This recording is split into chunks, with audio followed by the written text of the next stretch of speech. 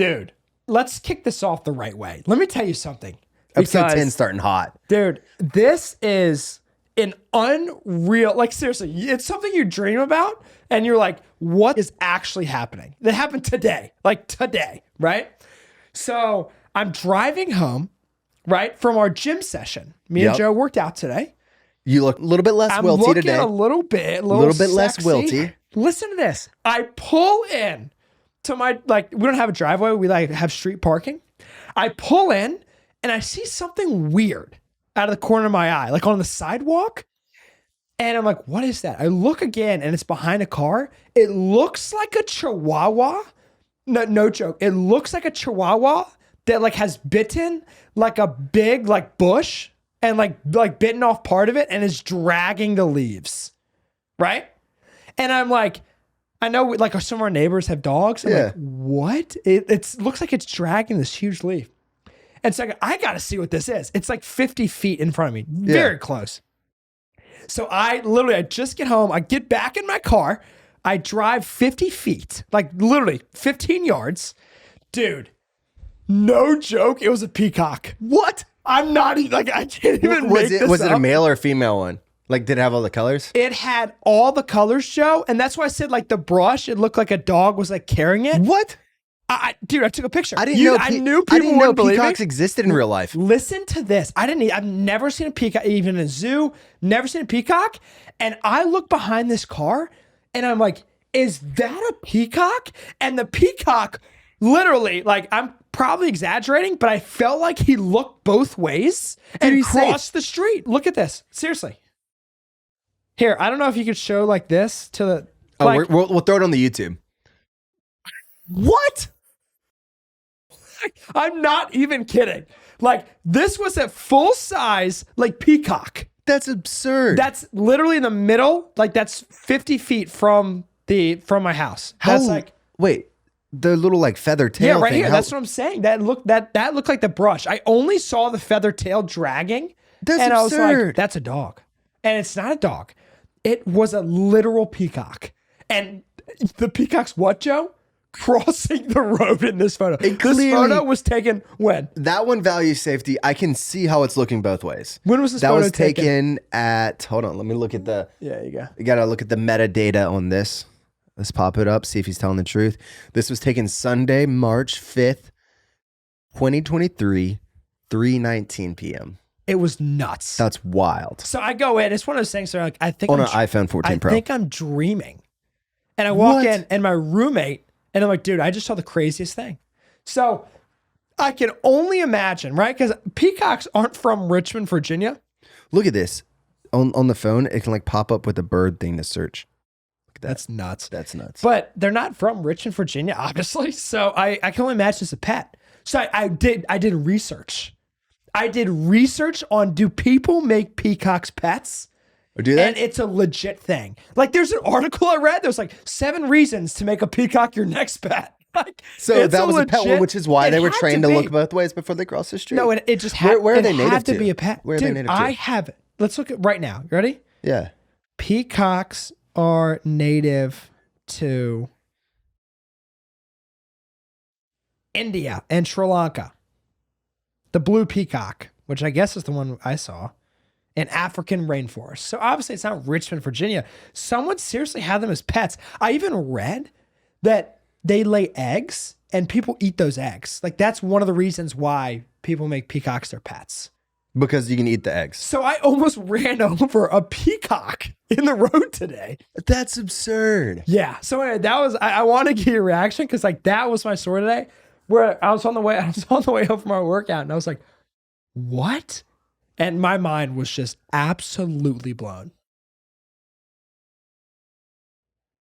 Wow. Yeah. That was better. I had low hopes for this story. This story was nuts. So anyway. Dude, it still has nothing though on the Selena and Hailey drama. I was about to say my segment was, it still doesn't peacock like Hailey Bieber did with Selena. So I have no idea what that means. You ready? All. Because this is why. You ready? This is going to be 30 seconds. You ready? Okay, hit me. Selena posted a Lose You to Love Me. and some of my friends are big Selena fans. They're going to enjoy this. October 2019, that was about Justin Bieber. And then Hailey posted a song after that in 2019 saying like, I'll kill you or something like that. It was like, that was a song title, right? But it was obviously directed towards Selena.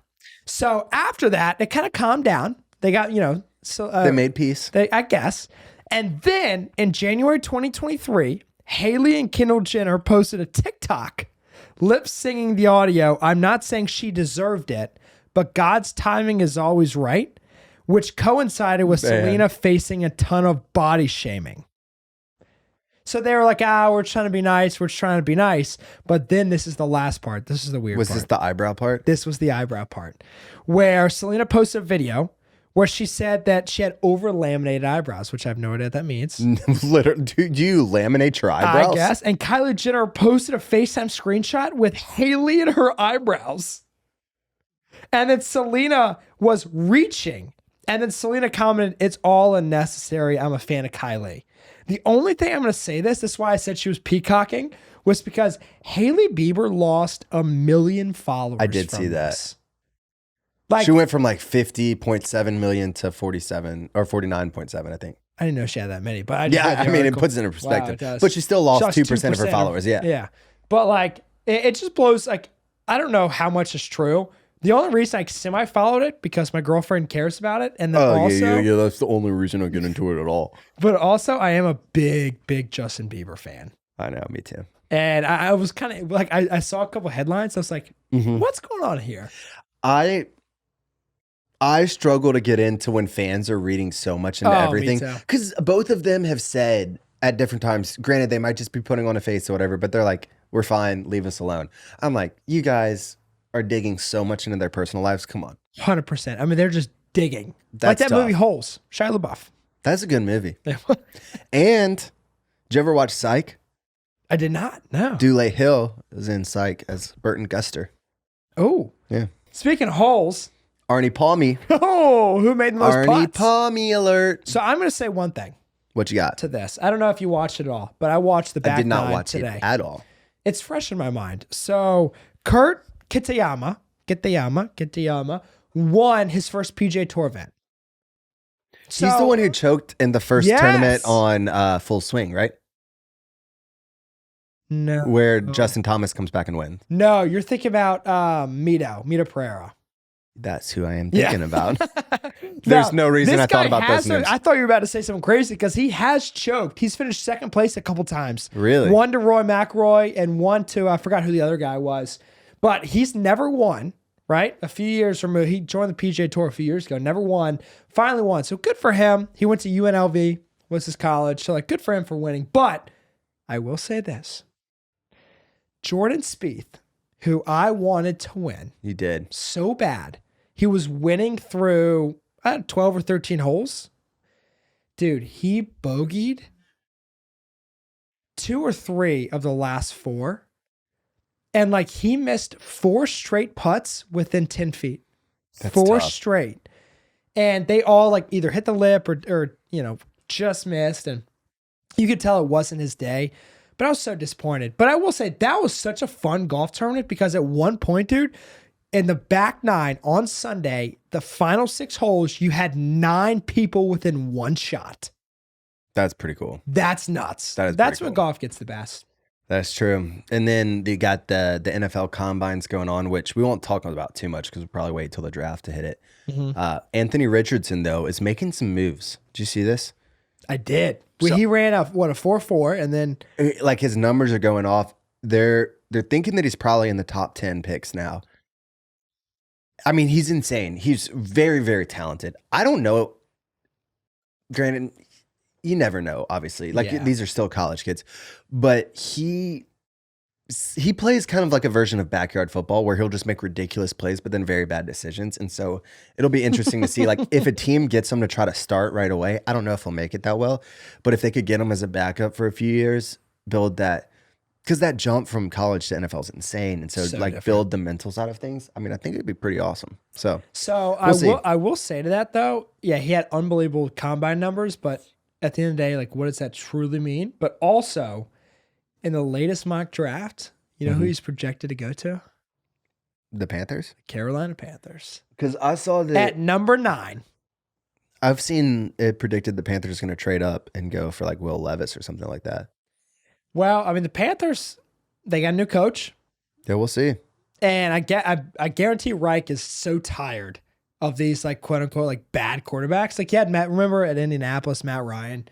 And obviously Matt Ryan. But Anthony Richardson's not going to come in and be the good quarterback Correct. either, which is kind of my thought with that. 100%. Like, I mean, I could be wrong, and if so, I will eat my words. But I would be very shocked. Dude, about the that. Panthers, I don't even want to talk about it. In hockey news, we're becoming hockey people. Yes. The Bruins were the fastest team to 100 points. They're the fastest team to 100 points in a season in NHL history, but they also just signed a big contract. David Pastrnak. They signed the 6th richest contract in NHL history just like a couple days ago. It's kind of wild. It's nuts. So signed a big contract, which I was reading and I didn't realize this because I'm not a big hockey fan, but like they signed him to an 8-year, $90 million contract, and that's the 6th richest in NHL history. Dude, the money between sports is wild. Yeah, isn't that nuts? Continuing with hockey, one of the biggest Boston Bruins fan I know. Dude, Iceman might be fighting you on that That's true. one. He's a big Bruins fan.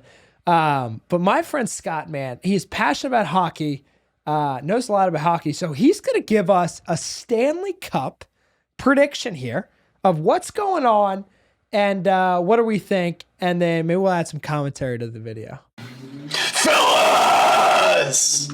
Scott Morrill, thanks for having me on. I love his Big energy. fan of the show. Even bigger Boston sports fan and an even bigger hockey fan.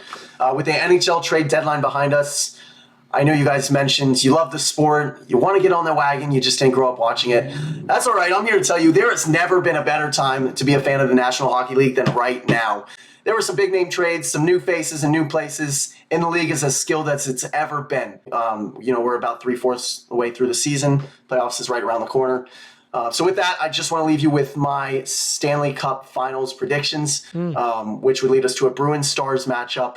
And ultimately, I think this is the year of the Bruins. You know, we've shown it all season. We've got the best goaltender in the league right now, the hottest goaltender in the league. And I think that this is the Bruins' year. I think the Bruins are going to beat the Dallas Stars in 6 games. 6 games. to I'm win the Stanley pulling for Cup. 7. Let me know what you guys think. Interested to hear your predictions. Great time to be a hockey fan. But thanks for having me on again. I hope you guys have a great weekend. Love the show. Dude, Scott's energy, I love it. He's getting me fired up. Scott has, out of all my friends, I think Scott has some of the best energy, dude. Yeah, and you're like you're pretty much a wet blanket. Like Yes. you need to step it up and like Dude. be around Scott some more. Seriously, yeah. I pee myself still. It's crazy. But yeah, Scott, thank you so much for turning the video, brother. So I'm going to back his prediction. Bruins right? Stars? So I have watched the NHL sparingly since we've kind of started talking about it a little bit. I'm kind of becoming a little bit more of an NHL fan. I think the Hurricanes look really good this year, but I think the Boston Bruins, with what's going on this season, I think they take it home. And I think they take it home in 7, though. I disagree with you, Scott. I think it's an electric game 7. Dang. In Boston, and they take it home. Dude, I'm starting to get swayed by all this Boston love. I But know. what if it's like the 98 Braves?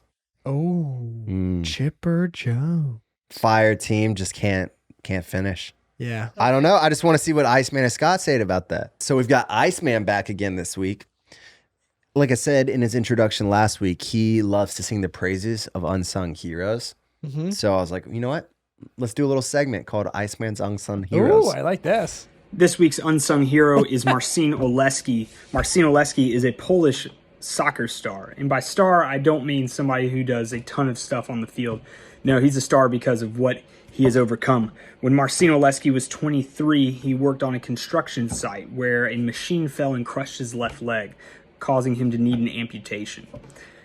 He loved the game and found a way to battle back and ended up in this Polish amputee league where last November he scored a bicycle kick. This is unreal. So that's cool enough. It goes viral on the internet. And then On the interwebs. the International Football Association, who I'm going to mispronounce because they don't deserve the recognition, nominates him for the Puskas Award, which is the goal of the year internationally, with 2 guys, Dimitri Payet of France and Richarlison of Brazil. And then there's this Polish amputee. Well, last Monday the awards were announced, and Marcin Oleski won the award. Not only did he inspire us all with the overhead kick that just went flush into the back of the net, but come to find out, he still works construction. Here's to you, Marcin. You're this week's unsung hero. All right, Trey. That's such a cool story. That was a cool story. I haven't listened to it before. I wanted to throw it straight in and have the real reaction. That was what a story arc right there from Iceman. I was on that emotional journey. Let's pull the video right now. Yeah, pull it up. I have to see this video. Like, I feel like Iceman just walked me through an entire journey almost. Like, I feel like we were at the bottom of a mountain, and then now we're like overlooking some beautiful views. Oh, what?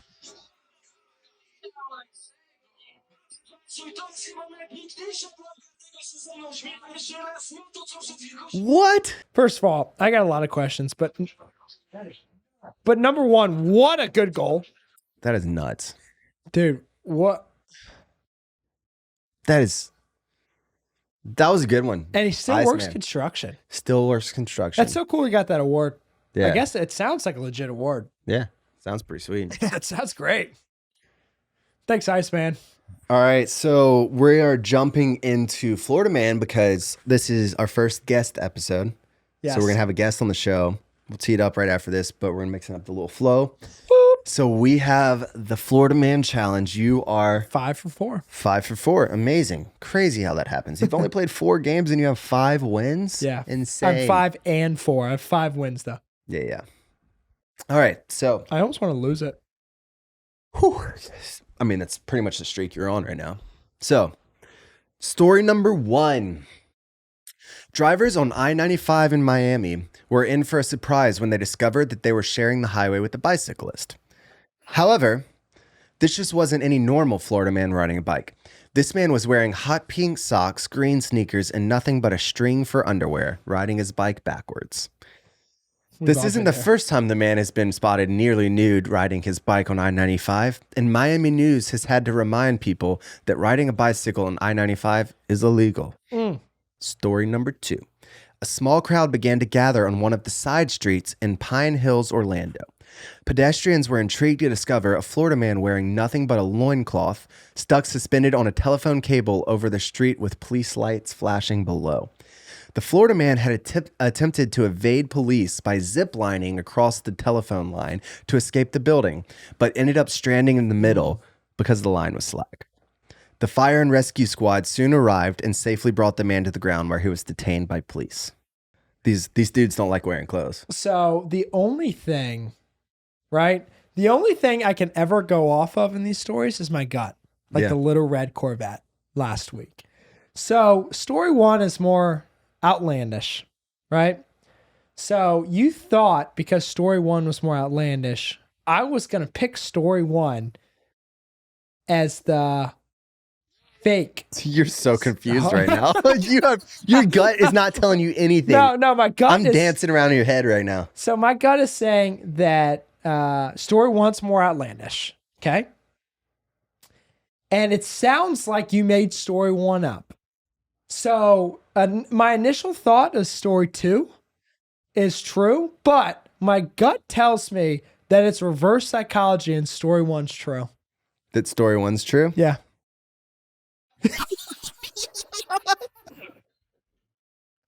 It's true. Story number 1 is true. Congratulations. Let's go. Oh man. Reverse psychology. I knew like you were like, he's gonna think that's too outlandish and go with the other. Dude, here's the thing. I actually thought none of that this time. I was like, I'm just gonna come up with funny stories. Nice. Yeah, I mean, they're both kind of outlandish. They are. I mean, riding. What did they say? Riding a. So that was a pole? direct quote from someone there. It was like, was wearing pink socks, green sneakers, and nothing but a string for underwear. At what point does that become appropriate? I don't. So he was out there before, and I saw another person that replied to the video. Oh, he's upgraded. He was riding Ford. He's really leveled up. So he's apparently mastered. There wasn't enough to ride Ford like that.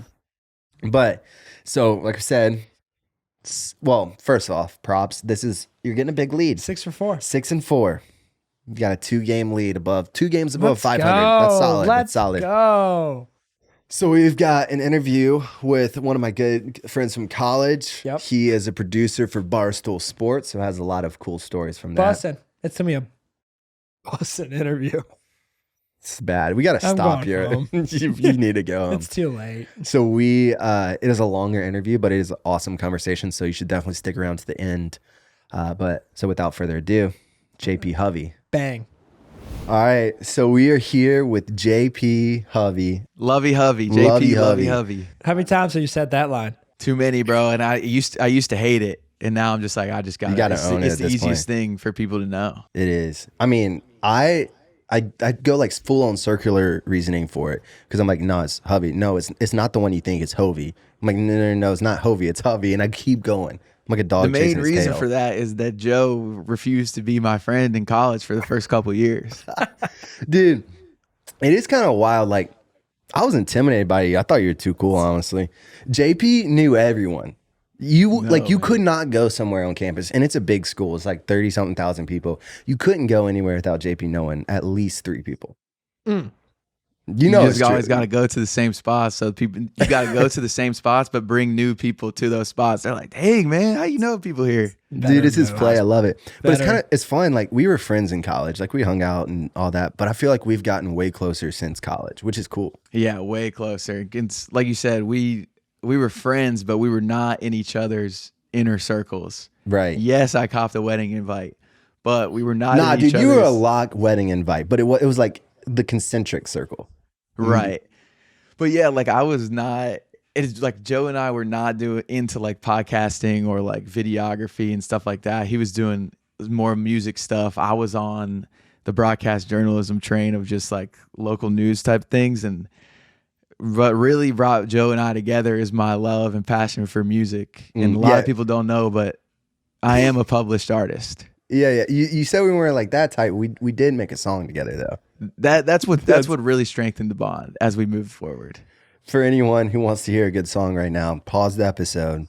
Hopefully you're in Spotify because you should be. Go on over, search Young, Wild, and Free by ASG5. We're not going to tell you where that name came from. But go ahead and search. No. Should we go there? We can do that. Hold on. Should the intro be the song? Oh my Oh, god! come on. What do you think No, about that? we're going to play it for the outro. Okay. You got to stick All right. around to the end of the episode. Joe is not as confident in the song as I am.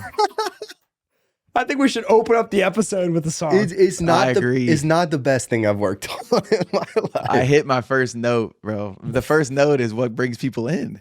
Dude, I mean, your mom had can't to wait to highlight listen. how just quality your vocal was. She just put you on Okay. blast in front of all of her friends. We don't have to go there. That was fine. It's probably No, still we can fresh. go there because we need to. My mom needs some retributions. I don't even know if that's the correct word. We if can I use process that it word together. correctly. I have no idea. Big words scare me. You gotta tell everyone what happened with your mom there first. Bro. So my mom is a little savage on social media. She's currently on Twitter and she'll be doing the same things to me. But in this instance, I rewind. And she's got a to, like, following too. Let's put that out there. on Facebook, my mom has clout. So when she posts something, it means like a lot of people, a lot of moms that play pickleball in Greenville, South Carolina from like 9 a.m. to 12 p.m. are going to see it. So it is a following. And in 3rd grade, I was in my chorus class. Everybody has to do chorus class, but I was trying to be like in the choir, I guess. And we're doing like singing, whatever. And my teacher's Miss Abbott, I will name drop her because she deserves it. ruined my life. Ruined You my would be on a music career. very different career path right now if it wasn't for her. She thought she ruined my music career. Really, it's just starting. But she was like, "Oh, like I don't think this is gonna work out. You have a talking voice." And I was like, I was crushed, dude. I'm like 9 years old. Like, no, I don't have a talking voice. I'm supposed to be the next whoever was popular at that time. Bruno Mars. Yeah, Bruno Mars. And I told my parents and they're like, "Oh yeah, don't buy into that, blah, blah, blah." They never signed me up for singing lessons, if that says anything. But we released this banger of a song and my mom takes it, posts a link on Facebook and says, Well, I guess his third grade choir teacher was right. He does have a talking voice. I'm like, Mom, where is the love for your youngest son? Oh, that's brutal from the mama too. I mean, at least she got some clicks for us, but still. Yeah, I mean, she did boost our streaming numbers. I That don't was know our if we highest mentioned month. this. Yeah, I mean, it was our highest month, and we've been streamed in 27 countries. We're now over 1,000 streams with Spotify, so no longer the less than. Big stats there. So Yeah, what do I you think it's on people's playlists. Yeah. So what do you think the ratio is between pickleball moms and other people on the listens? It's between Alan Jordan and pickleball people in Greenville, South Carolina. Literally, which is diverse. That's important to note. That is important to know. But yeah, so our love for music brought us together, and now are trying to tackle the podcast game.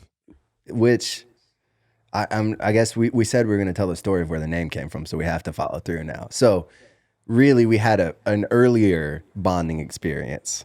Are we going to go there? Yeah. ASG 5 stands for Alvin S. Glenn 5, which if you're from the South Carolina area, you would know stands for Alvin S. Glenn Penitentiary. We were in jail together. We were in jail together. Hold on. We served. No We way. did time. We did push-ups together in jail. Did Hold on. push-ups. JP got his life straight. He listened to a jail preacher. Yes, I had to go to a Scared Straight type program because of this instance. Hold on. Whoa. Explain. We did some bad things, you know. Yeah, it was bad. Like Too bad for the prior pod? what's that? Too bad for the pod? We'll No, let the listeners decide. That's true. You got to listen the whole episode and then send us a message. So, in Colombia, there's a lot of robbery. There's a lot of homicides. And we got mixed in with a little bit of the wrong crowd, and we snuck into Williams-Brice football stadium, and we're playing football. And ran on the field. Yeah, we ran on the field, and then somebody said, "Hey, what are y'all doing?" So we ran. We got in the cars, we escaped. We're all chilling in the cars for who knows Way why. too long. Way too long. Next thing you know, squad pulls up. It was 9 cop cars. Yeah, like no joke. This is not it was exaggeration. 9. It's burned in my mind forever. It was 9. 9, and I have to tell this part because I was in the car with Tyler, our other friend. I guess Joe, you're with Matt. Yeah, it was 4 of us who were split in 2 cars. Bro, Christian, these cops pull up, and I'm telling Tyler, I'm like, bro, do not tell them what we were just doing. There is no that. I know that dude didn't see me. There is no proof. Yeah, no proof. And so it comes to our car first. So I'll say Okay. that side. So the cop walks up. It's USCPD, first of all. It's 9 USCPD cars. Knocks on our window and is like, "Hey, what's going on?" And so Matt was driving. He's like, nothing much, just out here taking a little study break.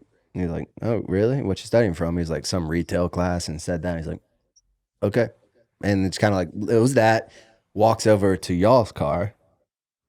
And so I gave Tyler this whole pep talk. Do not tell them, bro. They have nothing on us. My heart is for sure bumping. Like, I'm not some hardo dude that knows how to handle himself in these situations. But Tyler, this guy, he's like, "I got you, bro. I got you." The officer comes over, he rolls down the window, he goes, what are you guys doing over here? Like, what are you getting into? Tyler just both hands on the wheel. I'll be completely honest with you, sir. We were just in the football stadium running around, and I'm like, no, not we, maybe you. But dude, so then they get us all out of the cars. We're chilling. Like, it low key looks like we're about to be fine and not get in trouble. Because they didn't handcuff us. We were just sitting talking to them for, it was like a couple hours, right? Yeah. And, Wow. And then like the police chief or whoever shows, all of their bosses show up, and he's like, "So what's going on?" And they tell them the situation. All the cops are pretty cool. And then he goes, "Nah, like, let me take a look around." Basically just looking for any kind of sign that says like no trespassing or whatever. Comes back, finds some BS sign that says like, if you're in the football stadium from this time to this time, it's like prohibited or whatever. So not even trespassing. It was unlawful entry. Into an enclosed premise after hours. Yeah. Oh, wow. Booked us back of the cop car. Oh, that's not even That's not. I thought you were going to say you got arrested for like possession. Or No, like, no. It was the dumbest So thing.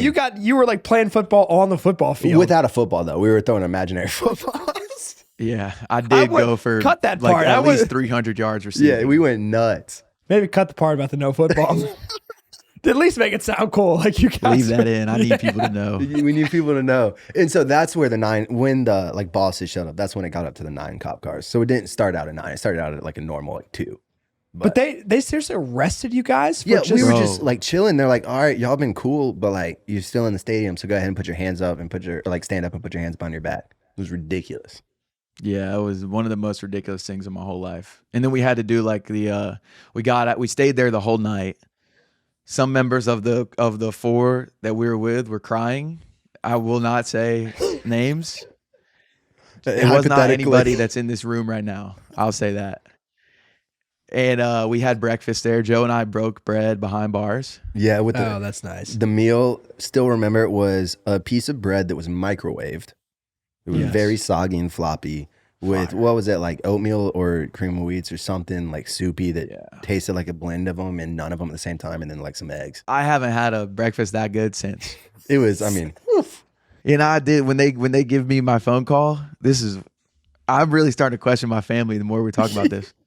I called everybody in my family. Nobody answered. It was late for sure. But then they left me out there in the phone call room, and I'm like chilling out there, pretty much just watching church, getting back right with the Lord. you needed to. And these guys are all still stuck behind bars. Yeah, so it was a while. We thought that they just forgot JP out there because we can see him across the room. He's just sitting They probably did forget in him. one of those stainless steel chairs. I soon became a mole, and I became the ops and ratted them out. Said, "Hey, look, let me out of here. I know Guys, some things." I can tell you exactly what these 3 are doing right now. And then to like round out the story, my favorite part is like in jail, there's like your court hearing essentially to get out. And so we go up and the judge is calling us up one at a time and ask us like a little bit different question each one. And JP's up. The judge looks at him, just like super serious moment. And is like, all right, well, like what were you doing in there? She's trying to figure out if she should release us. And JP looks at her dead in the face and goes, I mean, I just had to catch my touchdown. I Would gotta you get this imagine back. She did There we not go. find that funny. She did not think that was funny though. That's because she didn't see the tape. If she would have seen the She- tape, yeah, she would have that's put some true. She would've respect on seen my that. name. JP, Because if she remember, would've seen the 300 highlights. yards. He went Yeah, for you should have 300 seen the yards. highlights. Yeah, but the part that sticks out to me, we had to do pretrial intervention, and it's just like some random class you got to put in a certain amount of hours, and they had like an inmate come in and talk to us, like scared straight almost. And so we're like sitting in line. Joe, were you there Yeah, for that one? I was for And this so we're just like sitting there, and the guy's like walking up to each of us, like, you know, like telling us whatever. And he finally gets to me, and I think he notices that like we're all together. He was like, "You were the leader of this one, weren't you?" I'm like, I mean, no, like I actually wasn't. I was the last one to join. And he was like, "Look, man," he's like, "So what did y'all do?" I was like, "We were throwing football in Williams-Brice Stadium." And he just looks at me, he goes, "Damn, that does suck, bro." And then just moves on. I was like, "Hey, this is hilarious." Oh man. I can't believe you guys got arrested for that. Yeah, we spent like the night behind bars. Spent the night in jail. Had to pay a decent amount of money, especially at the time. It felt like a lot of money. God. Went to like a lawyer to get pretrial intervention. I have get it so screened many- Screw that from lawyer records. too, by the way. Dude. Yeah, he did nothing. I have so many questions, but it can't handle the time. Yeah, I mean, I have like, what did your parents say? Like, what Yeah. did the lawyer say? Like, why are we here? all that to say though, you got to get on Spotify and listen to Young, Wild, and Free. Okay, at least yeah, make it through the first verse, JP's part, and then the first chorus, and then go to the end because you got to know what happens with the girl. Yeah, JP. You gotta know what You got to happens. know what happens. JP, what you said about your buddy who was like hands on the wheel, like I swear we weren't doing it. We were just in there. It reminds me of one of my buddies. We in senior year of high school, we got a couple keys for golf carts, and Yeah. we were all members of South Hill Country Club, which is not a big deal. It's like a 9-hole track. Like it's like $100 a month to be a member there. And we got like a couple keys after hours, and we're doing just like racing essentially. And nobody knows us because they didn't have video. Like it was like 2013 and South Hill Country Club. Like they didn't have video. But my buddy, literally the president of the club, comes up to my buddy. He goes, I swear it was their idea. It wasn't my idea. And I'm like, dude, like this was a week later. Like no one, we were fine. And then he tells the president. So we have like an intervention with like all of our families. And it's like, I still talk about it to this day because it was just so fun. Yeah, the funny part is immediately. So like I told you, they left the car because Matt was like, yeah, I mean, we were just taking a study break, go to the other car, immediately come back and like, the guy in that car told us everything that happened. We knew you're in the stadium. We're like, what? You've been gone like 30 seconds. How did this happen? Luckily for that guy, his wife is a lawyer, so he's set he's now set in case now. he gets into some trouble. You know what? his He dream. probably told that story to get her too. Like, if I would have had you, babe, I wouldn't have been in that situation. Oh man. Yeah, that is on the story for another time. Our friend Tyler and how he met his wife. That is a good story. We got to bring him on. But so I want to jump in. Talking about college is fun, but you've had a cool career path since then. And so after college, you went to IMG Academy, right? Was that? I went to Dallas first, 2 or 3 days after Joe's wedding. Oh, that's where right. there was a rumor from his wife that I locked myself into the bathroom, which was not true. And Not true that needs it to was be a said, rumor. but behind that rumor, there may be video evidence, but it's not true. It's not true. It was probably one of those doors that didn't have a lock. Yeah, You know, it was, I'm with you, JP. It wasn't JP's fault. Yeah. Thank you. It was the venue. The venue. But so like 2 or 3 days after Joe's wedding, I moved to Dallas, did an internship with the Northern Texas PGA, which like sounds a lot cooler than it was. It was like a good experience, but definitely like a resume builder. And I moved there, was there for 6 months, and then I ended up at IMG. And with PGA, I was mainly just working with like the youth golf tournaments, doing some photography and videography, because I still wasn't like at the level I needed to be in those skill sets. Mm-hmm. So it was like pretty good practice, but like golf's doing a better job now. But then they're just like a little too old fashioned for me, and the creativity, they like didn't really allow you to be as creative as I would have liked to be. And then I moved over to IMG. I forget about that time in Texas for you. I'm curious though. I want to jump into IMG in a minute, but before that time, obviously it wasn't the best fit with the PGA, but were there a few takeaways that you had from that period? Dude, yeah. I mean, when you're about to leave school or when you're graduating school, I think it is so key to move away from like your hometown or even your college town to just like get uncomfortable. Because I remember being in Dallas, and Dallas is like a massive city, and I've always loved Texas. So like knew like, oh yeah, I would love to move to Texas, Florida, or like try out California. Mm-hmm. And so Texas, luckily enough, that was the first fit. And just like I was walking around downtown one day before I had any friends, and it's just the city's massive, and I'm just sitting there like, man, like what did I get myself into? Like this is horrible. Like all my friends are back home having fun with each other after school. Like everybody's in their entry level job, and I'm getting like $1,000 a month before tax.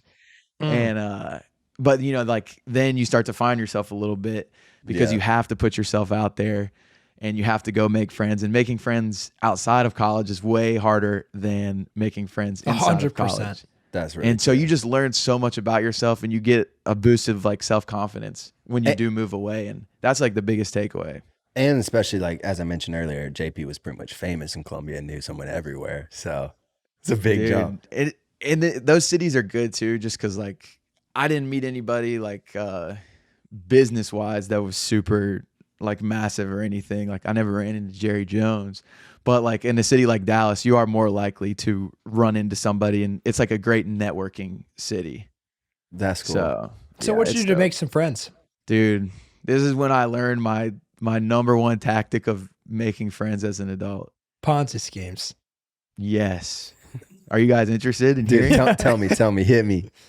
No, dude. So like, I grew up playing soccer, and soccer for sure like is a popular sport, but it's definitely a sport where it's not like basketball, where basketball is definitely more popular in America. So if you grew up playing soccer, you're probably better than most like strangers you could meet. Right. So I looked up like a local park, and I went to see like what people were doing, like what kind of sports they were playing, and I saw a group playing soccer, and I counted to see if they had an even number, and they had an odd number. So I knew going over there, I'm like, if they deny me, there's some liars. I don't want to be friends with them. Some snakes. It's when I first learned the line, keep the grass low so you can see the snakes. That's when I learned this. But I went over there, and I'm like, hey, do you guys need one more? Like, clearly you need one more. Right. And they're like, yeah, for sure. And then you just jump in, you play, and I'm like no beast at soccer, but I grew up playing. And so if you're good at something, usually they're good. People are like a little more interested. And then this group of people actually had a rec league soccer team that they played on. They were like, hey, do you want to join our team? I'm like, yeah, 1000%. And then just like that, yeah, I had 8 or 9 new friends that actually like pretty much all went to University of Georgia. And I had like a couple mutual friends from my hometown that knew them.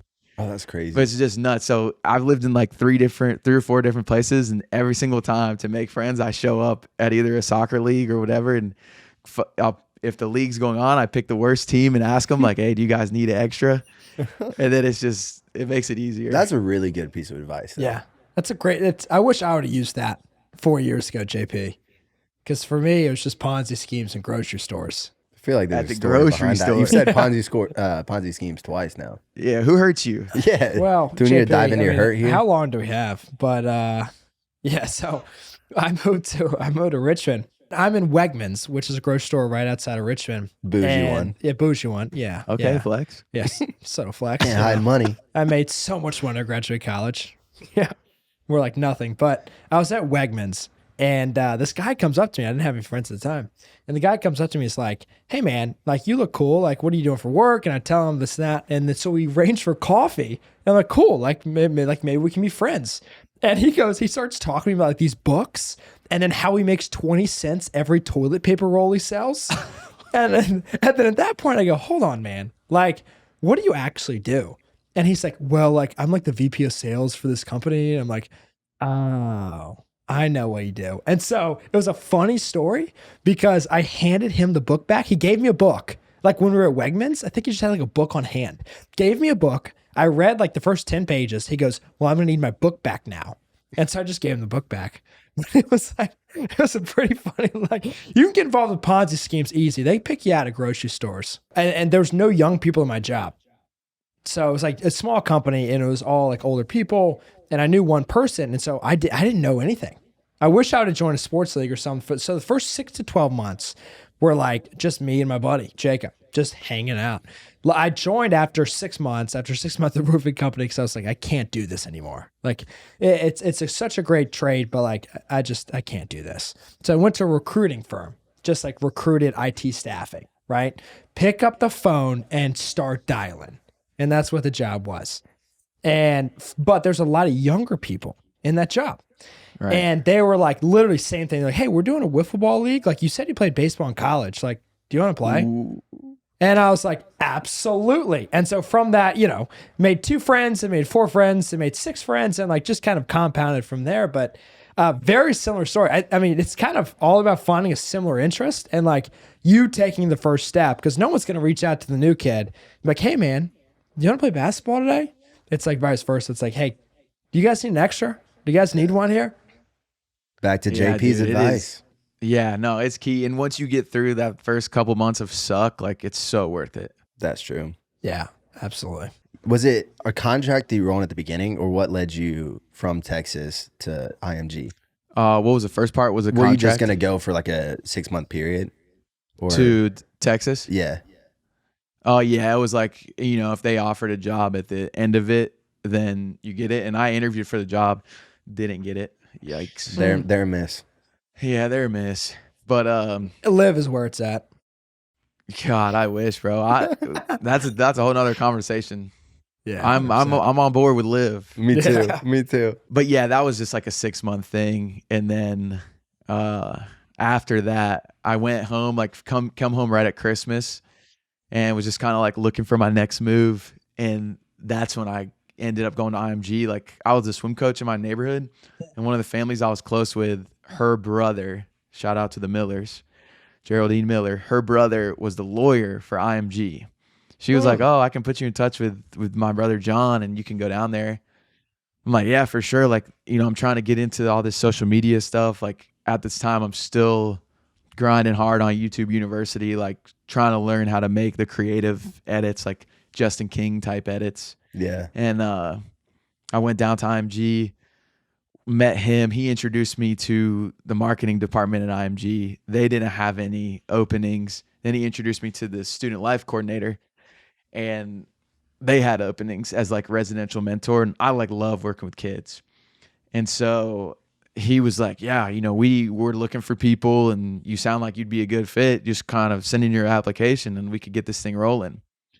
So I was like, "Dang, this is like crazy." Cause sports fans, you're like, IMG Academy, Yeah. this is it. This is like the Legit. Well, pinnacle. real quick, for anyone who doesn't know, can you give like a 30-second snapshot of what IMG is? Yeah, so it's a sports boarding school where either like the top athletes in the country all go to, and these kids are on basically a college schedule. They show up, you either have morning or afternoon classes. If you're morning class, go to school from 8 to 11:30 or 12, then you do your sport the rest of the time. And vice versa for the other. They have every single sport. They're getting volleyball. And I think once they have that, the only thing they'd be missing is like swimming. And I'm sure they'll get that soon too. But it started out as like a tennis academy and was super famous. Like Andre Agassi and all of them grew up going there. And then they got into football and baseball, where like a lot of guys that are in the NBA and MLB and NFL, they all It's like a work. farm team for those like leagues. Yeah, it's like they have nicer facilities than like a lot of D1 AA schools. Oh, wow. Yeah, it's insane. So I was gonna save this for later, but is this where you started getting into tennis? It is. Because Okay. I didn't really grow up like I like watched Federer and Nadal with my mom, and like that was like one of the best things ever. We would go play, but I didn't know much about other players until I got to IMG. That's awesome. Well, how would you describe that time? It was a year, right?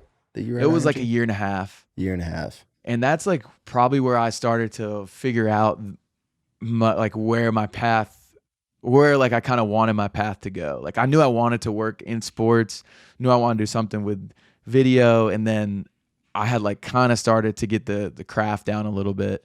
And so my whole plan going into it is like take this residential mentor job, do your thing with the kids. It's a great networking place too, because on top of the best athletes, one, you never know who's going to make it and could be like, "Hey, I want a videographer, come with me to the league." Yep. And that's like dream scenario. But the other kids are like, some of their parents are like some of the most successful people in the world, like billionaires type people. So the networking is just insane. And I'm like, all right, so keep doing my video thing, connect with as many people as I can, and ultimately try to get into the social media department at IMG. IMG is it was like a lot harder than it's not as nice as it looks like on the outside, Yeah. and just like with the way things are run, and it was like very challenging because like I said, I love the kids and everything, but it was hard for me to kind of like fill both cups of like my dream cup with the things I'm trying to accomplish, and also like pour into these kids. Mm-hmm. But so I started doing video for some of the kids like on the side, because I'm just not having any luck getting into the social media department. And then my first like aha moment of like my little journey so far was all these like kids were freaking out about this tennis player that was coming to campus. They're like, "Oh, JP, you should go video this guy Dennis Shapovalov. Like he's the man. He's this. He's that. Like it would be so sick." And these are all like 12-year-olds telling me this. And I'm like, "Yeah, I'll go out there for sure." Go out there, start videoing, taking some photos. Dennis comes up to me after. He's like, "Yo, would you mind sending me some of these like clips and videos? I never have any content from practice or like barely even tournaments even." I'm like, "Yeah, for sure. What's the best way like to get it to you?" He's like, "Here, just take my number, text it to me, whatever." I go back over to the dorms, And all the kids are like, dude, no way you talk to Dennis Shapovalov. I'm like, yo, what is going on? Like, who is this guy? And I had a quick Google search, and I see that like he was 19 at the time, and when he was 17, he beat Nadal. Wow. And like that's what like propelled him. He's Canadian. He beat him in Montreal, and before that, he was just like he's a 17-year-old kid. Like, you know, he won Junior Wimbledon, but that was like his first big high level pro tournament, and he beats Nadal. So What a way to hop on the scene, dude. bro, springs onto the scene, and he's like a fun player to watch. And so he was like I think he was like number 16 in the world at that time I met him. He's only 19. So I'm in my head, I'm like, dang, like if this dude is the 19th best tennis or 16th best tennis player in the world and he doesn't have any content, like what does that mean for everyone else? So then I'm like, I need to like start hammering this tennis path. So I start mingling with all the coaches, like seeing if I can help out at practice.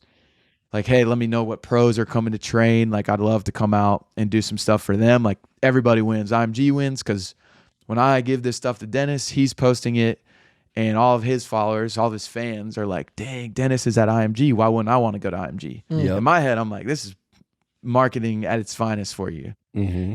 And everybody's winning. The social media team like still wasn't biting.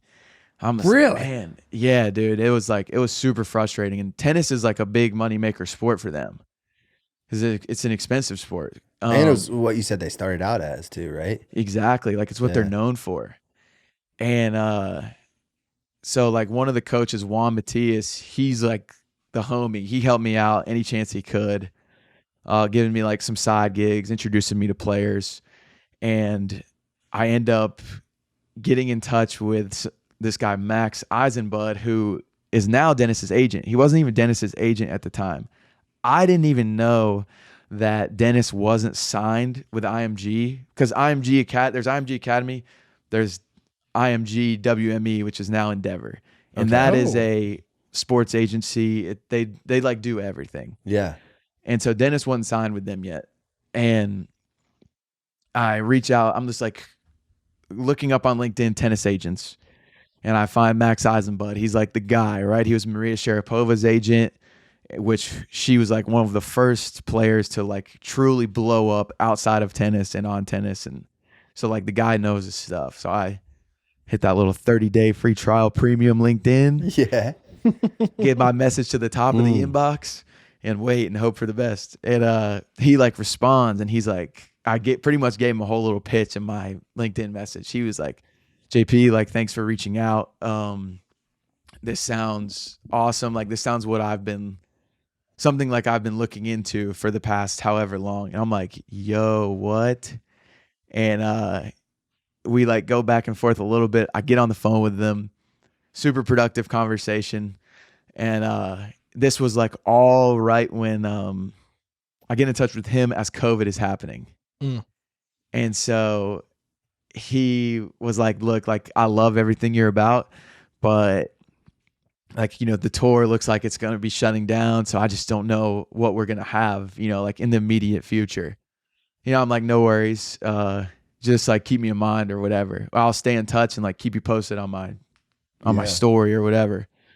And so from there, IMG, like it was taking too much of a mental toll on me. And like, I was just kind of struggling, like, man, I'm sad at this place. Like, these kids aren't being taken care of how they just like should be taken care of. And it's like taking a toll on me. Mm-hmm. And I was like, I'm about to bounce and move over to the East Coast of Florida, because I'm like dead set on this tennis stuff. I'm like, this is it. This is the opportunity. And on the East Coast, there's tons of academies. Chris Everett's Tennis Academy, Rick Macy, which is the guy that coached the Williams sisters when they were young. Like everyone's over there. IMG's headquarters for where like their agents, tennis agents is in Miami. And my aunt and uncle live in Weston, which is like 45 minutes north of Miami. And so I leave IMG and I spend like another month or so in Sarasota, where I'm Is this where you started Hovey Films? This is where I started Hovey Films, baby. That's right. Hovey. I just said Hovey there. You did. Look at that. It's okay. Come Yeah. on. But like I had saved up a bunch of money because of at IMG you can live in the dorms and you have free housing and you have free food. Oh. Yeah, so big time. So it's like college, but you're actually making money. Yeah, exactly. So I started Hovey Films. Mm. And I don't know what I wasn't an entrepreneur like yourself.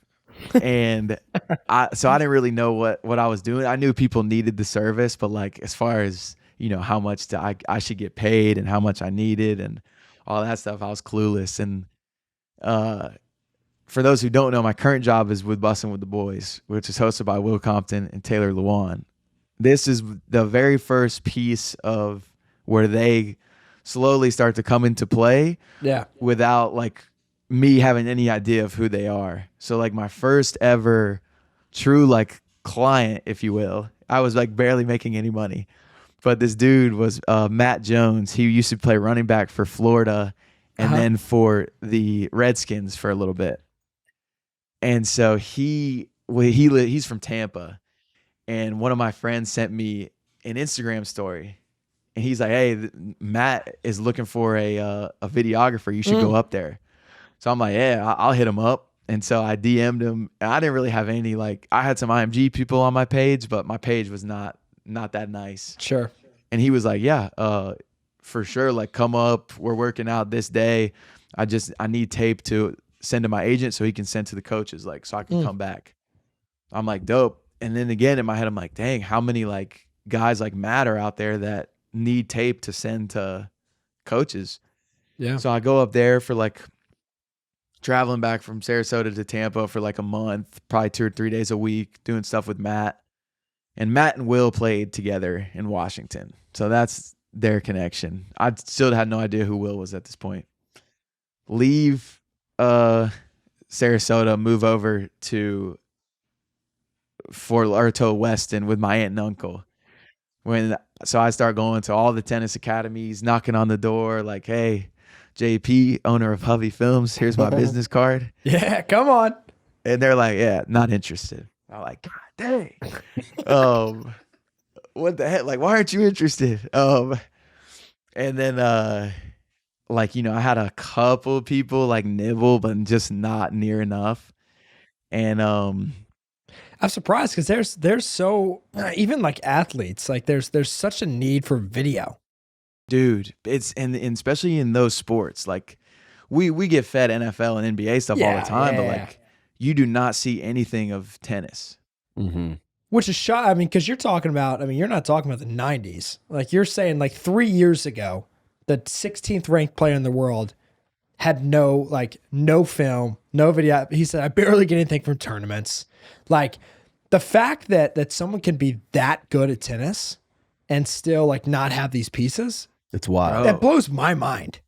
And that's exactly how I was feeling. I'm like, But these tennis academies are like, because you obviously told the story. You're like, hey, I work with, the 16th best player in the world. We did this and that. And they were just like, no. right. They're just like, I don't know if that's something that we're interested in. I'm like, dude, like what? Wow. And then I'm starting to think like, so, how can I like fix my pit? Like, what am I doing wrong? Mhm. Yeah. Because I also have no like true guidance in this period. Because like in my head, I'm thinking like somebody has to be doing this. Yeah, somewhere. and it's like, tough when it's like a win-win everywhere, like legitimately, and you're pitching it, and it just seems like people aren't grasping it, or they are, and they don't want to do anything about it. Like, I don't see where you lose in this situation. Yeah, change is so tough too. God, I see it. Kind of side note, but I see it all the time. Like, even if you have the better solution or the better product or the better service, like people are just so hesitant to change. And like, it sounds like tennis, right? It's like no one did it, or no one at the time did any type of video or production or anything for these tennis athletes. And that's why you had people like the executives or like the coaches be like, I don't really see a need for this, because they've never done it. right. And they're still making money. So they're in their head, they're like, tennis is a lucrative sport. Like, Yeah. what do you mean? We're already making millions. It's like, well, you can make 10 million. The tennis stuff wasn't hitting like I thought it would. Yeah. No pun intended. So then that was about the time, or I guess a little bit before we were all down there when Alan was doing rotations in Palm Springs.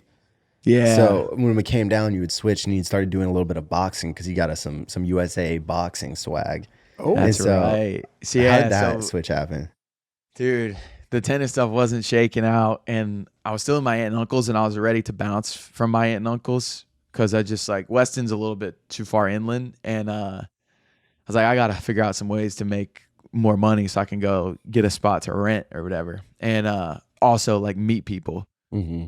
and so I started like the tennis is one of the biggest sports in South Florida. MMA is probably, and jiu-jitsu like is probably the second biggest sport in South Florida, all wow. excluding football and stuff. There's MMA gyms everywhere, and I start knocking on MMA gyms, which is way more intimidating than knocking on tennis academies. Fair. You just walk in and people are just sparring and like Just naked. Yeah, just naked, and which is why I was attracted to the sport. But As you should be. As everyone else who's an MMA fan is. yeah, I mean, like these guys, their bodies are amazing, and it's just like, man, what do I need to do to be around that every day? Right. Right. And I'll tell you what, that you show up with a video camera, but They love it. They eat it up. I walk to like American Top Team, and that's like where Jorge Masvidal trains and Dustin Poirier. I like knock on the door, and they were like locked down from COVID still, and the dude literally cracks the door. He's like, "What can we help you with?" I'm like, "What is going on right now, man?" And I'm like, I'm JP. I do like this video stuff for athletes, blah blah blah. I have my whole pitch going. He's like, "Yeah, let me go talk to the manager and see if he's interested." He like leaves for like 10 seconds, comes back. He's like, "Yeah, I think we're good right now." Like, you did not go talk to anybody. That's Well, like I'm not back, about to talk. back to playing soccer, and they're like, "Nah, we don't need another person." Exactly.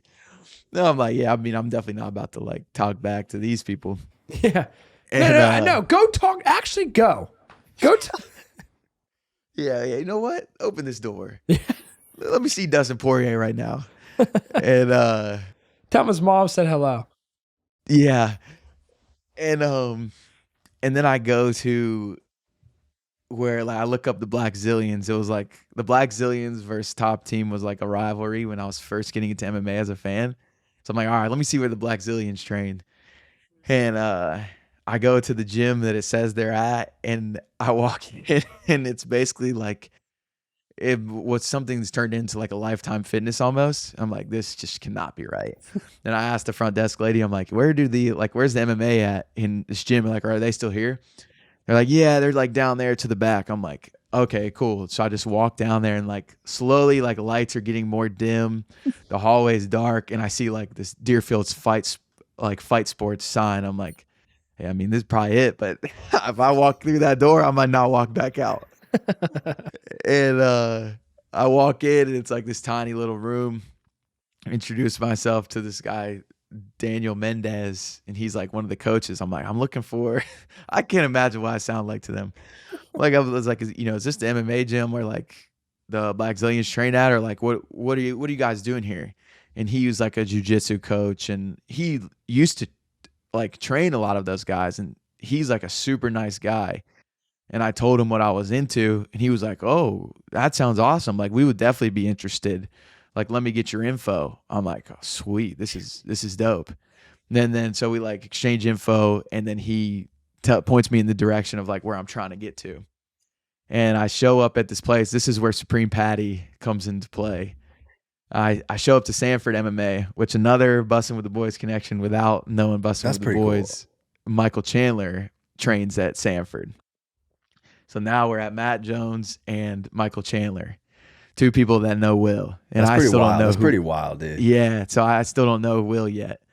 And I walk in, and I see the smoothie guy, who his name is Ray. Ray is now like one of my good friends. And I'm like, "Hey man, what's up? Like, I'm JP. I just moved here.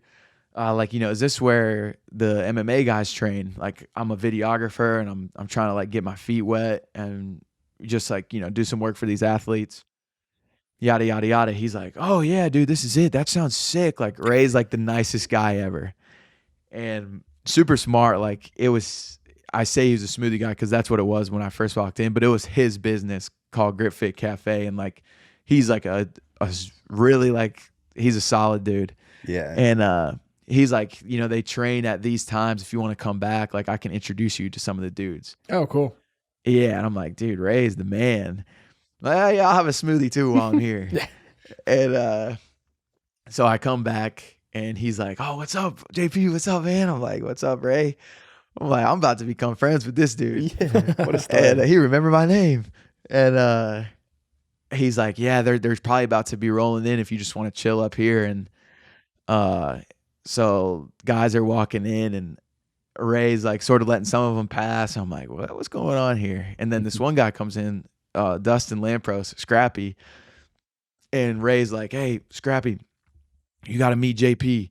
He's a videographer. He makes like sick, like Ray is gassing me up like we've been friends forever. Dude, he remembers your name and then he starts gassing you Wow, up. what a guy. good guy. Dude, the And best. has smoothies. Yeah, and the smoothies are fire.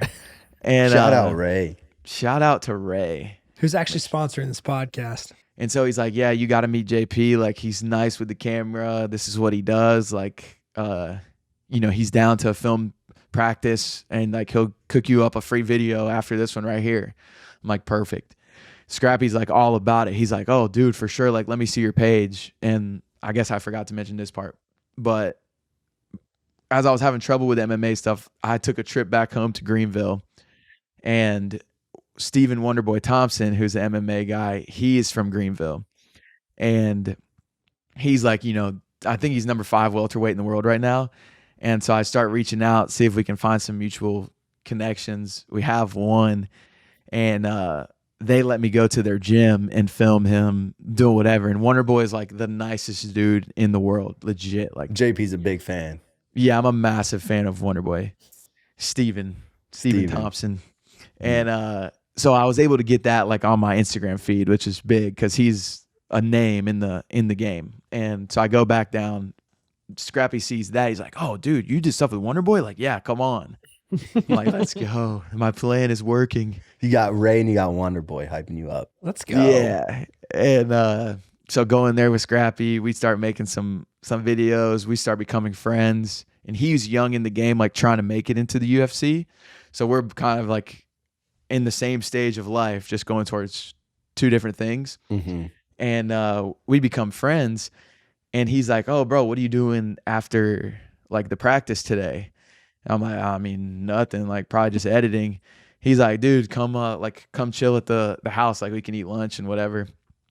And so I go to the house and Supreme Patty, who is like, you know, an Instagram, was like one of the first people to ever go viral on Instagram. You remember him? Yeah. Yeah. The Squeezing the lemon in the eyes. eye.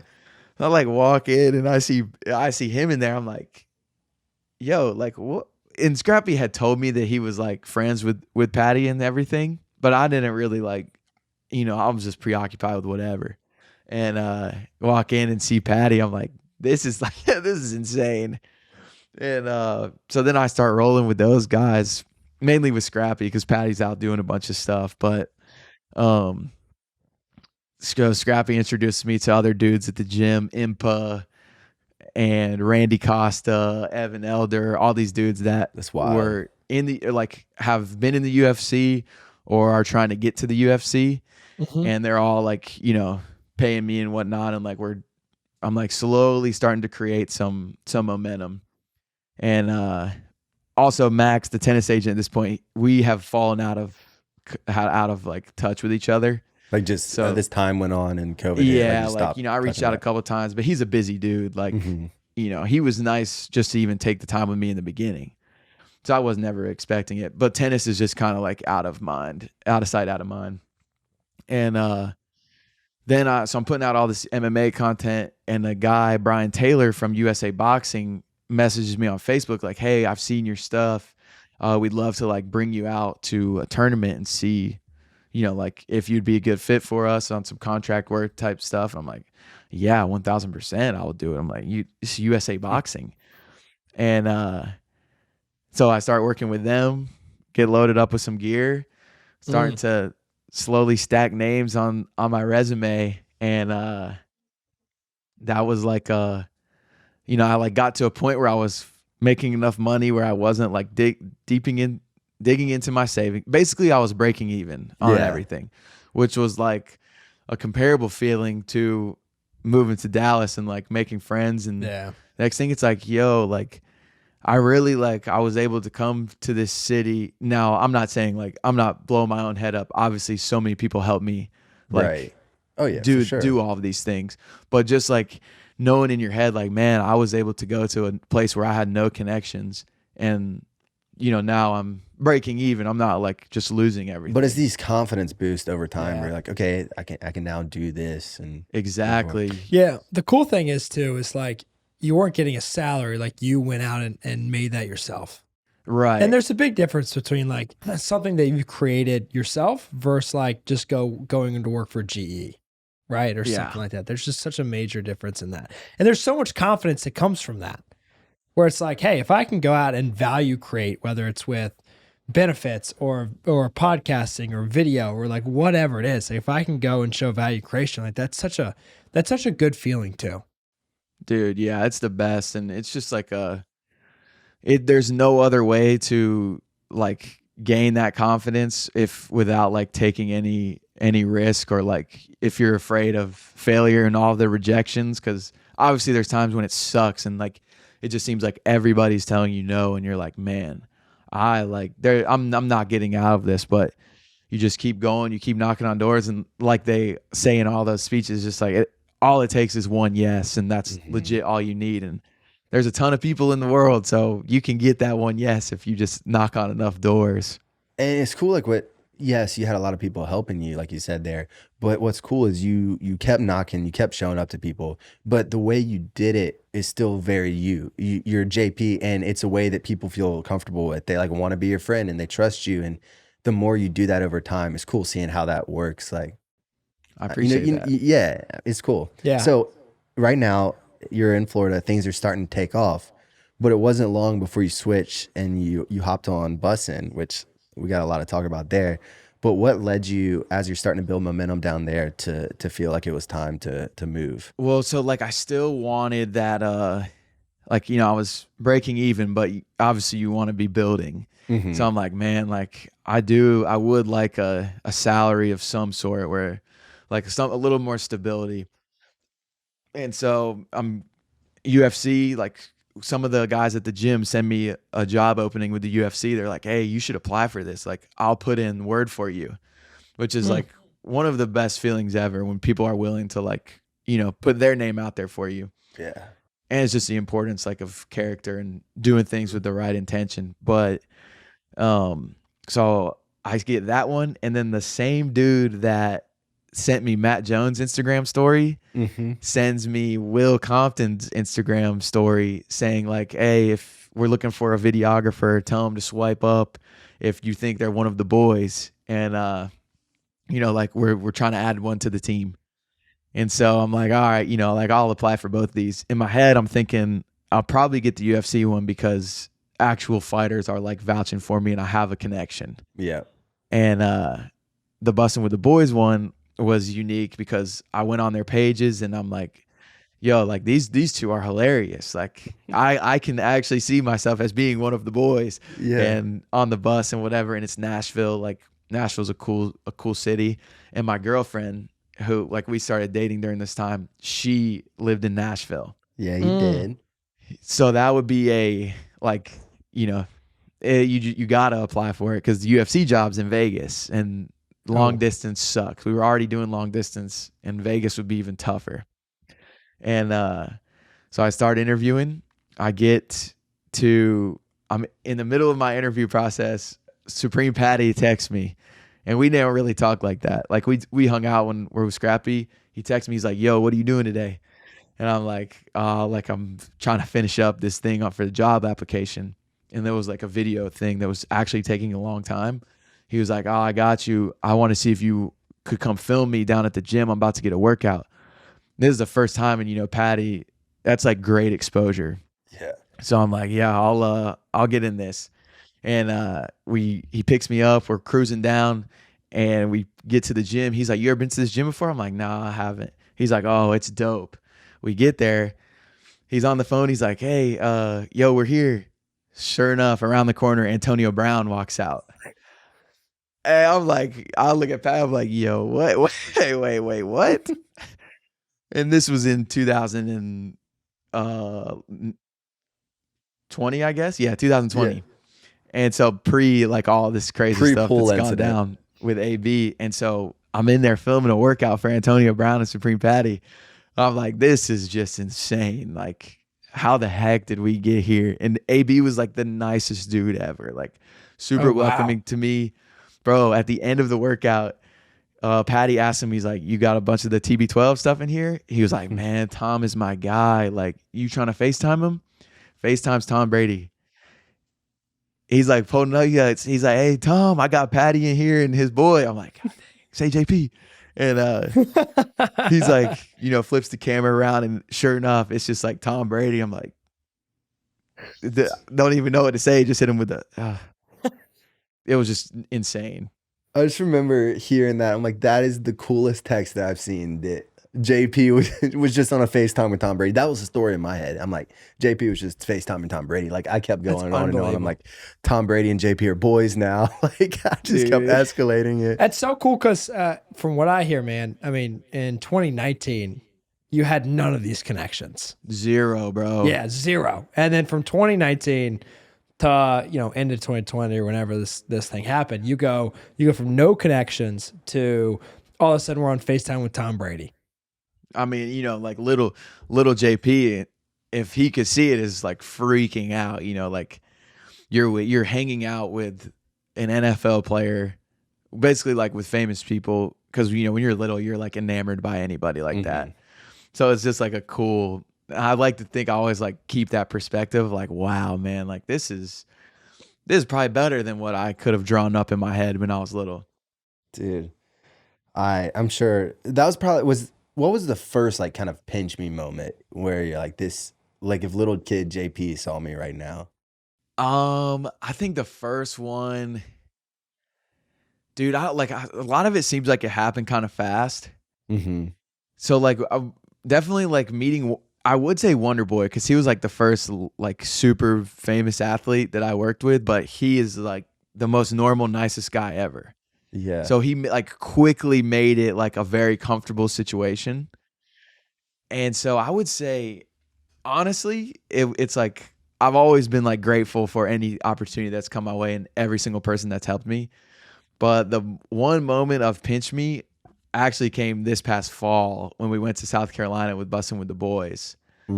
Because like when you're young, I'm a big South Carolina fan. You dream of, or at least me, I always want to be on the field, like during the game. I thought anybody and not get arrested. And not get arrested. I need to catch a touchdown without the police And with the football. and with the football. But like I look at anybody with a sideline pass or anybody on the sideline, I'm like, man, when I'm young, like I gotta be down there. Like, what did they do to get down there? That's the sickest thing ever. And then this past year, we went to South Carolina, Tennessee game. Some of the guys at South Carolina's athletic department that I worked for while I was in school hooked it up, and they were like, hey, we got you guys some pregame passes. And so like walking out in nighttime at Williams-Brice with my dad, Taylor Lewan, and our other guy, Jack McPherson, like walking through the thing, and it's a sold out game, nighttime, What like a it's game, cold, it's like too. ultimate football weather. And I'm just like, yo, this is insane. And to like get to be able to share it with my dad too, is really cool. That's cool. Because I didn't know he was took there. me to my first Carolina game. And so, you go from sitting wherever in the stands to now like him and I are both on the field taking in pregame. And it's like, God, dude, this is a dream come true. Dude, that is so cool. So that's that one. I didn't know your dad was there. That makes it, I mean, I bet it was awesome anyway, because spoiler alert, good game, everyone. And Yes. Spencer Rattler goes off. So that's got to be a moment there. And then having your dad there, being on the sideline. Yeah, just so cool and so like full circle almost. But how I ended up getting there was I was with the UFC and Bussin with the boys interviewing, get to the last round of both interviews, and I'm like, oh my gosh, this can't be happening. Like please God, just only give me one so I don't have to make a decision. And so I'm in San Diego with USA Boxing when I find out which one I get. I'd never been to San Diego, and I've always dreamed of going to San Diego too. And I end up not getting the UFC job, and I get the Bussin' with the Boys job. I'm like, it was like a cool moment. Part of me is like a tad bummed, like, oh man, like, because you at least you like to feel wanted. You're like, especially that's the one you thought you were gonna get because you had people vying for you.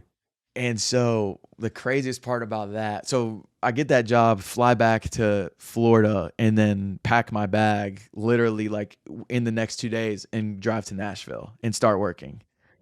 In between there, I met Michael Chandler at the gym and told him I was interviewing with the boys. He's like, yeah, just gave a classic Michael Chandler hype speech. Like, I look up to Michael Chandler a lot.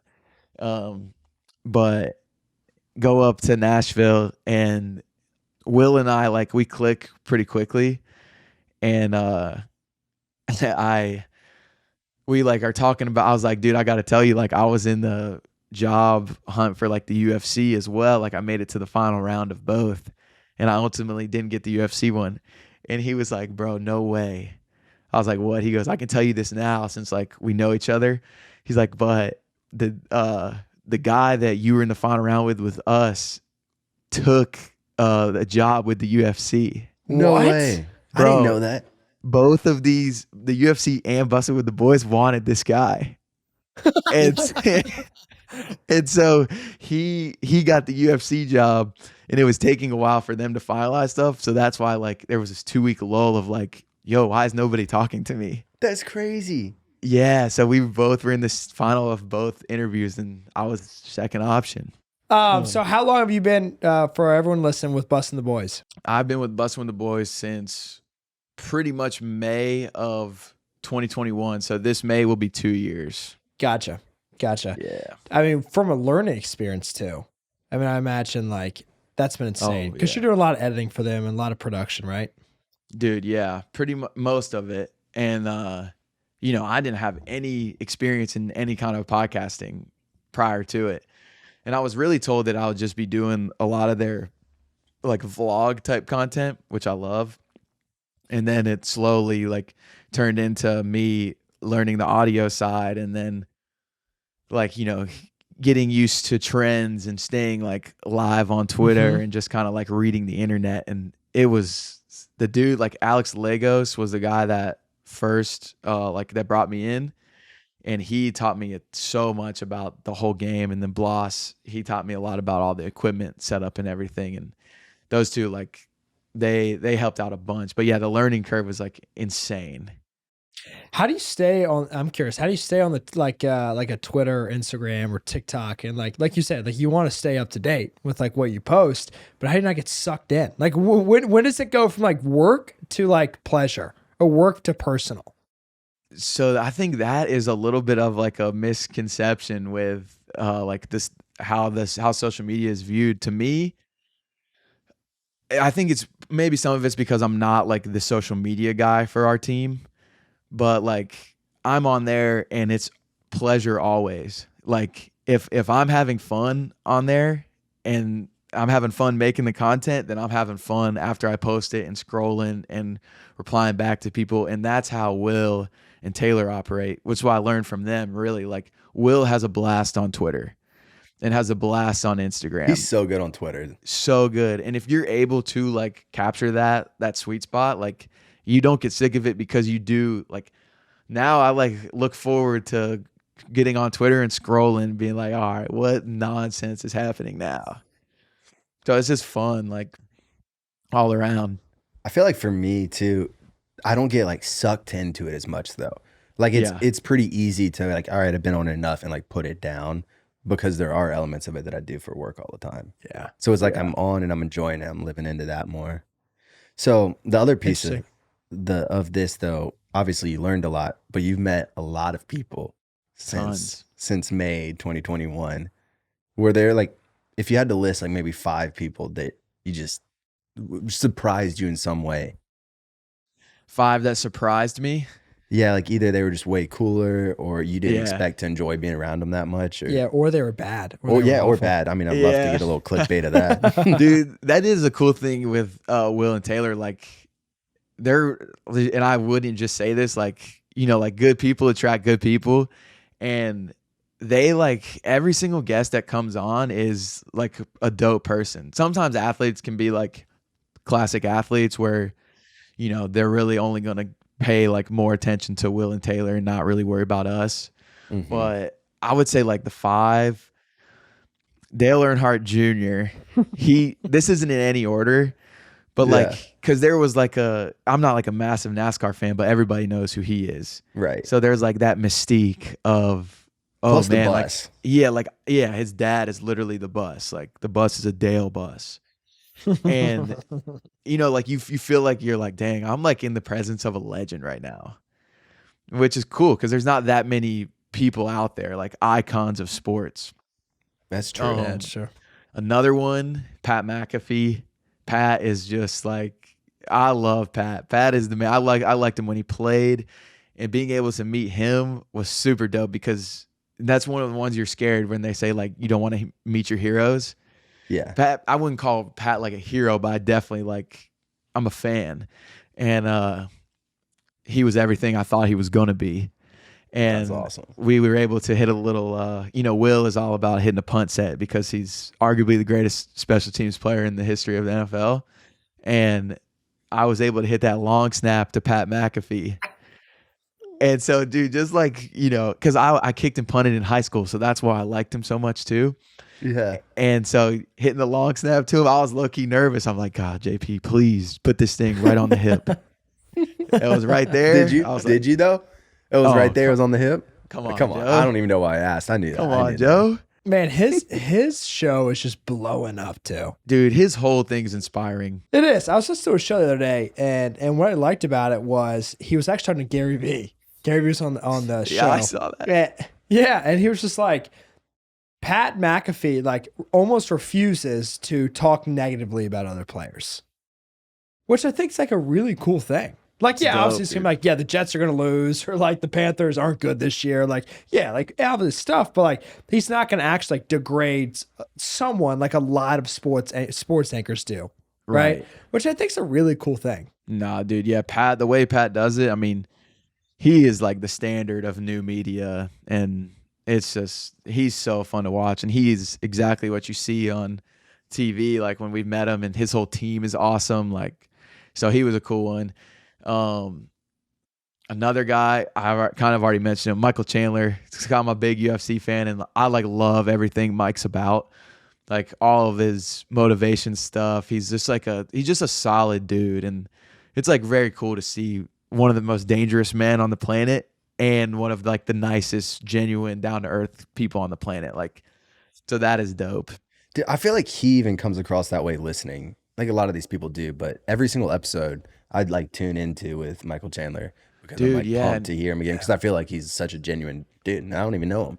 Yeah, and he really is. Like, he takes the time to talk with all of us. Like, that was another crazy moment. I just randomly get a text one day from Michael Chandler on my phone. Like, I saved his number. Will put me and him in a group chat.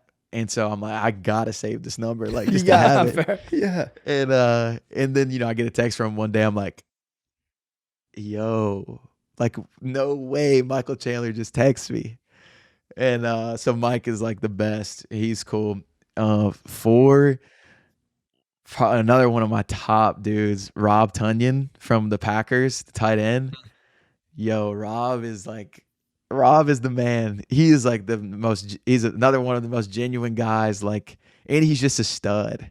He seems like a stud. And I bodied him with a D's nuts joke, and he took it well. So I have to. We're going to have to throw that in the show notes because that was an all-time reference that you had on him. That is, Christian, have you ever been to Room 40? No. Really? Room 40. He's never been to Room 40. Oh, here we go. Room 40's nuts. nuts in your mouth? How you walked into that?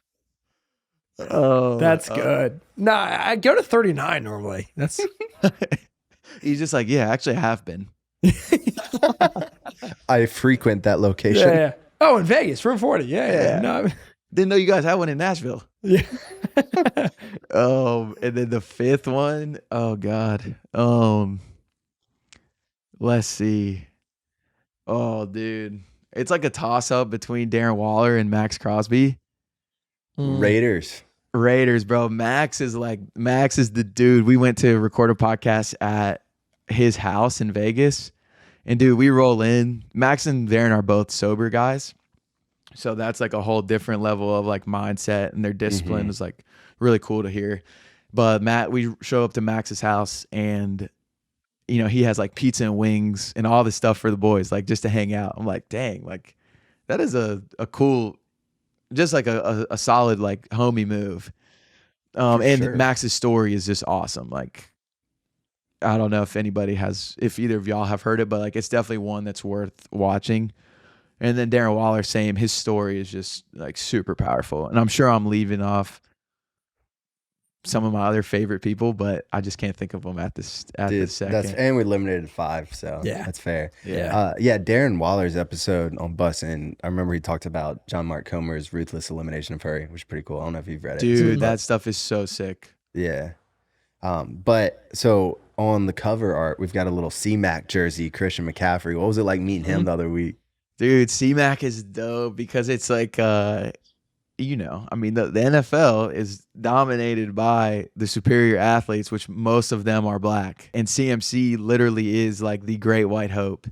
And especially at the running back position, it's like, man, this dude is like, you're right. Like he's like a little bit shorter than me. He's bigger than I thought he was, honestly. Like I picture him being like a 5'8", 5'9" dude, but he's like 5'11" for sure. Yep. And just like hearing him talk about how he grew up with his dad, because you know his dad's a legend. Ed McCaffrey's like, he's a legend. And just hearing those stories, it was like, wow, this makes so much sense. Why you're so good. The discipline, dude. The discipline is insane, and the chip on his shoulder, like. Yeah, I just love hearing those guys, like the discipline and the work they put in and their routine. And it's all like these common themes of the ultra successful people. It is wild. I mean, like, okay, for me, Jadeveon Clowney, I don't want to like call any player out, but like to me, he's like one of those players with loads of talent, right? Yeah. And it just seemed like he didn't quite have that level of discipline. It still is like #1 overall draft pick, but then in the league became an average defensive lineman. And then you look at someone like Christian McCaffrey and you're like, you have this freakish athletic ability met with the incredible drive and discipline. And you don't get to the top off of one of those. Right. You know what I mean? Like you need all of it. And it's kind of cool to see. I mean, he is freakishly athletic. Oh, dude. Like the man, not only is he a great running back, but he could be a slot wide receiver. Like if he goes screw running back, I'm just gonna be a slot wide receiver. He could 100% do it. Well, his dad was a receiver. That's yeah. Well, do you hear, like we had Fred Warner on too, and Fred Warner, when we asked him the top 5 players on the 49ers, and just the way, and Fred Warner is a freak athlete, like probably the best linebacker in the NFL. And when he mentions Christian, it's like Christian, yeah, obviously, like it's like an obviously. It's not even obviously Christian's up there. It's like you got dudes like that saying it. It's like, yeah. Dude, how do you feel right now? Yeah, I feel good like that. I mean, I'm not gonna lie. I didn't think my name would be mentioned in the same sentence, but I feel good. It is amazing. I look up to your game, Christian. Yeah, no, I get that a lot, to be honest. Are we seeing year 11 playoff Willie? It's year 10.2. Oh, it's 10.2. I didn't know what we were calling it now. That's what. Well, I don't think it's official yet, but I think that's what we've decided on instead of year 11. Year 10.2, because Taylor is also in year 10. So it just makes it better. He needs one leg up. Right. Now say they both sign to teams. Well, let's say this. Yeah, say they both sign to teams. Will quickly jump ship to year 11 and leave Taylor at year 10. For sure. As he should. Yeah, you have to. Well, what if Will's at an XFL team and Taylor's at an NFL team? I think the same rules apply, right? Still year 11. Oh, man. I feel like I could just keep asking you questions about this forever, but like I said at the beginning, you're going to be a recurring guest, whether you know it or not. So I'm in on the recurring guest. Well, this has been fun, dude. We have a draft today. Your brainchild right here. So only fair that you tee it up. This week's draft, I'm super excited for. It is the best ways to say goodbye. What, at a party or goodbye to your boys? Let's do party. Let's do a party. Yeah, All let's do right. party. I And have then- deferred my first pick. You've chosen to kick. All right. Yeah, I have So chosen to kick. Yeah, I guess it's to me since it's the even Yeah, episode. go ahead, Joe. You got it. I'm gonna kick it off with the Irish goodbye. Just piecing without saying a Fair word. enough. The Took ninja mine. disappearing. The Took mine, ninja man. disappearing. Yeah, I knew you were gonna take that too. Hate it for you. Took cereal. So I'm gonna go with this is what I do a lot. I compliment the person and then leave. Okay. So I go, dude, like honestly, we got to head out, but like love the outfit tonight. Or do you do like a hey, nice talking voice? See you later. Bro, Christian, that's a pro move. I think I might need to add that to my bag. Yeah, it's like because especially if it's one of your boys and like you're somewhere and they really don't want you to go, right, or something like that. You're like, dude, like gotta head out. But honestly, like the way you talked to Cindy, like I was like blown away. Like it was unbelievable. Dude, yes, God. That's because they're just feeling so great after that. Exactly. They're They like, don't even man, I notice you love leave." Christian. I love Christian. So, all right, my number one is this is like super rare when you're able to achieve this because it happens in the flow of a party. And the flow is not always there, but when it does happen, it is the best way to exit. It is when you're addressing the group, there's already some back and forth, and you're able to land a joke that makes everybody laugh, and then you dip out. Legend. It's a mic drop. The crowd's It is. It's rare. good It one. is rare, but that is the best way to go out of any situation. You say a joke and then you're like, all right, guys. That's the flip side of it. You leave someone feeling really good about themselves. JP's leaving feeling like a total boss right there. That's true. And you leave the room feeling well.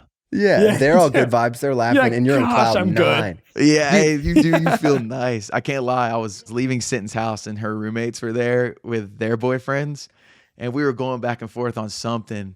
And as I was walking out, I hit the one last line. They laughed. We walk out as they're laughing, and I just look over to Sinton. I go, I'm on fire right now. And Dude, that's how it's done. that's how it's done. But You it don't is the stop greatest. smiling until you're like almost home. If Right. then, it's just cheese in the whole way. That's good. Yes. Dang, I can't compete with that from second That's pick. a good one. I like that one a lot. I didn't know we were bringing the whole scenarios into this. I was thinking about Mhm. even just phrases for it. You can do phrase. All right, mine's gonna be. Yeah. I love a classic later nerds. Y'all try to make people feel better. I just Oh. immediately demean I like them to and just then leave. trash people. One of my buddies, for no reason all the time, he goes, suck it, nerd. It's great. Dude. Just randomly. It could be anything. Yeah, that is funny. I like that, Joe. I like that. My second favorite is gotta take care of the dog. Oh, You know what the best part is? excuse. I don't have a dog. And they all know it. God, But I my love girlfriend does Christian's sometimes. moves. And sometimes I'm like, hey, gotta take care of a dog. You know how it is. I'm like, all right. They're like, oh, yeah. I love Christian's moves. Oh, my second pick is I had to like act it out more than I can say it, but like you hit this dap, but then you take away and you hit the hug. Mm. Oh, yeah. So whatever this is called, that's what I'm on. What do you say though when you do that? I almost just gave away my third pick. Ooh. What you say is basically just like, honestly, if you're depending on who it is, I love you, man, Yeah. and then Yeah. bounce. Fair enough. That's fair. Okay, this is a new one for me. This Oh. is something I've adapted from my 4.5-year-old niece. She we like FaceTime her pretty much all the time. And she went through a phase where she didn't know how to say bye, like pronounce bye. So she'd say, boy. And so now I started this thing where I just start yelling, boy. And then I just leave. You just yell until they stop yelling back and then leave. It's like Caitlin, that's how I leave. It's not a party as much, but like I'll do it to like my close buddies and Caitlin. Play out a Yeah, at a scenario. party would be hilarious. It would. I mean, like I feel like it would. I gotta just try it out there at this point. So it's just like, all right, bye, and then they say like bye, and then you like say bye back, and then like it keeps leave. escalating. No, you just keep like getting louder and louder, and then you just like hang up the phone or just like walk out the door. It's just like a total chaos way of leaving a room. So like I'd be like bye, and you're like, all right, see ya. I'm like bye, and then you're like, wait, you just said bye, and then you're a little confused, and I just say bye again, and then I yell bye at you. So you throw a grenade of confusion. It's a grenade of confusion, and then you're like, well, what just happened? And you just leave. So it's like the like Just try it. Do you You gotta remember try middle it. school when you like did the penis game? You're like, Yes. Oh yeah, then it was like, well, middle it school. was like- I haven't played it since middle school. Yo, that is a was like, hilarious comparison. penis. We had a friend in college who would play it. I don't know if you even know this story. They would play it all the time, and she got a voice message of it and opened it in one of the 300-person lecture halls. Yo, that is awesome. Who was That's it? right. That's even funnier. Yeah.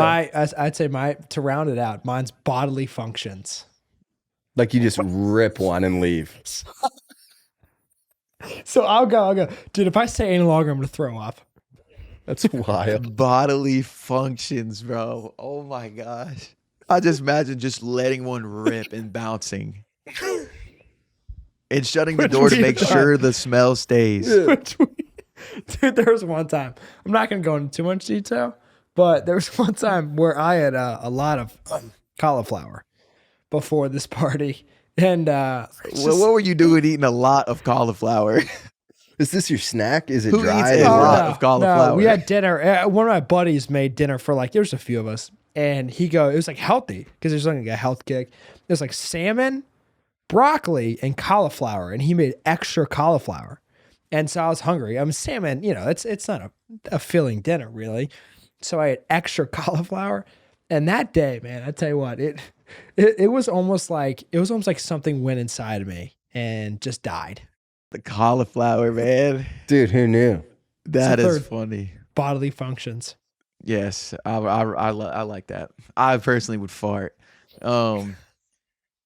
My third one is one of my favorite things that guys do.